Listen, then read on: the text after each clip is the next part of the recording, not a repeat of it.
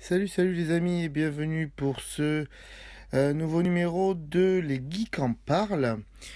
Aujourd'hui, je voulais vous parler de Apple Pay.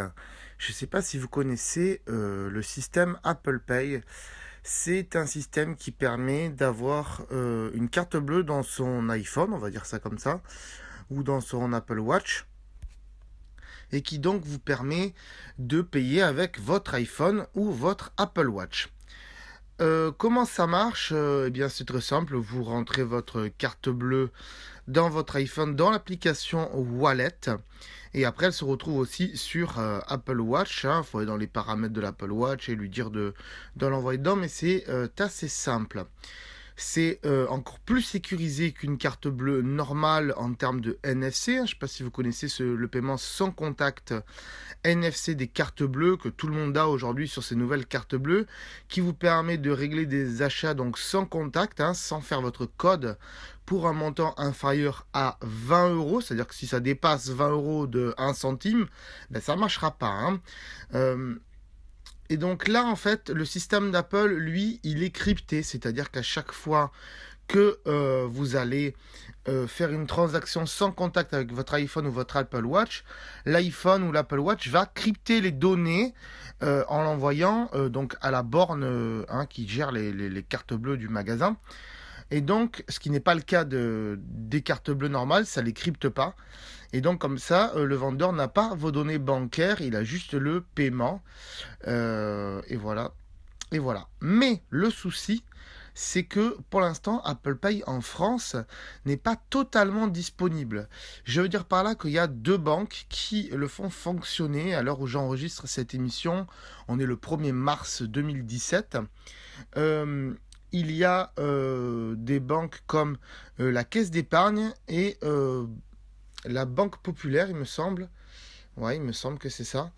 Avec lesquelles les cartes bleues marchent sur Apple Pay.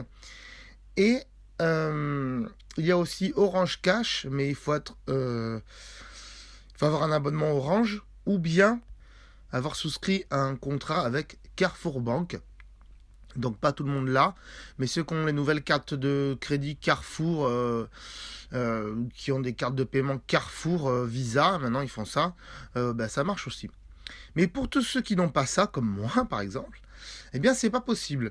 Il y a juste une solution qui vient d'arriver il y a un mois de ça, c'est l'application Boon, B2ON. Je vous mettrai le lien dans le descriptif de l'émission comme d'habitude. Cette application Boon, qu'est-ce qu'elle fait? Eh bien, elle vous permet de créer un compte tampon, on va dire ça comme ça, un peu à la manière de PayPal. Donc, vous vous inscrivez avec votre numéro de téléphone, il vous envoie un SMS de confirmation. Bon, au début, ça marchait pas très bien, ça. Donc, si vous avez des problèmes, contactez les services techniques, mais des fois, ils sont un peu lents quand même. Et donc après, vous créditez des sous dessus, d'un montant que vous voulez, on va dire 50 euros pour démarrer. Et après, depuis, vous créez votre carte, elle se met automatiquement dans Wallet ou dans l'Apple Watch. Et après, vous pouvez comme ça payer avec votre iPhone et votre Apple Watch. Donc pour savoir comment ça marche sur iPhone et sur Apple Watch pour payer avec, je vous conseille de regarder un peu des vidéos sur YouTube. Il y en a et des officiels Apple, donc c'est plutôt pas mal. Et après, donc, ça va, une fois que vous allez payer avec l'application Boon et la carte Boon, on va dire ça comme ça va donc retirer les sous du compte Boon. Il y a une option qui permet de faire une recharge automatique, c'est-à-dire que vous pouvez dire, dès que tu es en dessous de 10 euros, tu me rajoutes 10 euros. Alors, tu peux pas rajouter moins, tu peux rajouter plus, mais tu peux pas rajouter moins, donc c'est un peu con. Surtout si tu mets 50 euros, si tu dis je suis en dessous de 50 euros, par exemple si tu es à 40 euros, il va obligatoirement te rajouter 50 euros. C'est un peu gros quand même, donc ça c'est un petit peu nul, peut-être qu'ils vont l'améliorer. Ils se prennent 1%, 1% sur la transaction, c'est-à-dire 50 euros, ils se prennent 1 euro dessus. Voilà.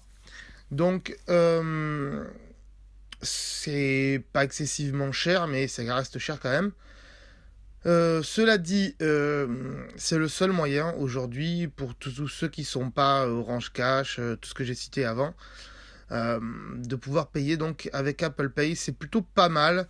Est-ce que ça vaut vraiment le coup? Oui, pour s'amuser, pour tester. Et puis après, vous pouvez faire des virements ponctuels, mais le souci, c'est qu'à chaque fois, il faut redemander confirmation à votre banque et tout, avec des codes et tout. C'est un peu compliqué. Donc ça, c'est un peu dommage aussi. Mais après, c'est normal que ce soit sécurisé. Voilà, donc soit vous voulez tester, vous prenez l'application Boon, soit vous attendez un petit peu que votre banque le fasse, mais vous attendez peut-être longtemps parce que ça fait déjà un an que c'est annoncé dans tous les autres pays comme l'Amérique et l'Angleterre, et nous, ça arrive à petits pas et c'est un peu dommage. Ça casse l'expérience utilisateur, surtout que dans les pays où c'est arrivé dans toutes les banques, ça marche super bien. Il y a beaucoup de gens qui l'utilisent. Nous en France, comme c'est encore un peu marginalisé, le truc c'est que souvent les caissières elles vous regardent avec une tête, oh là là, qu'est-ce qu'il fait? Il est en train de me pirater le magasin là.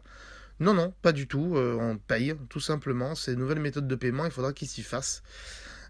Donc voilà, ça va arriver petit à petit. Voilà, donc je voulais vous parler de cette application Boon parce que en fait je vais pas la tester dans École Appli pour des problèmes de sécurité visuelle, hein. Je vais pas tout flouter toutes les 5 minutes. Donc voilà, je vous en parler vite fait, bien fait. Si le monde des applications vous intéresse, allez voir notre émission qui s'appelle École Appli. Ça fait toujours plaisir où on teste des jeux et d'autres applications sur iPhone. Voilà, c'est disponible sur YouTube, c'est disponible en podcast. Voilà, il suffit de taper École Appli dans vos systèmes de recherche. Voilà, voilà les amis pour cette émission. On se retrouve une prochaine fois, je sais pas quand, avec peut-être la critique d'un film, j'essaierai, on verra, ou autre chose, je suis pas sûr.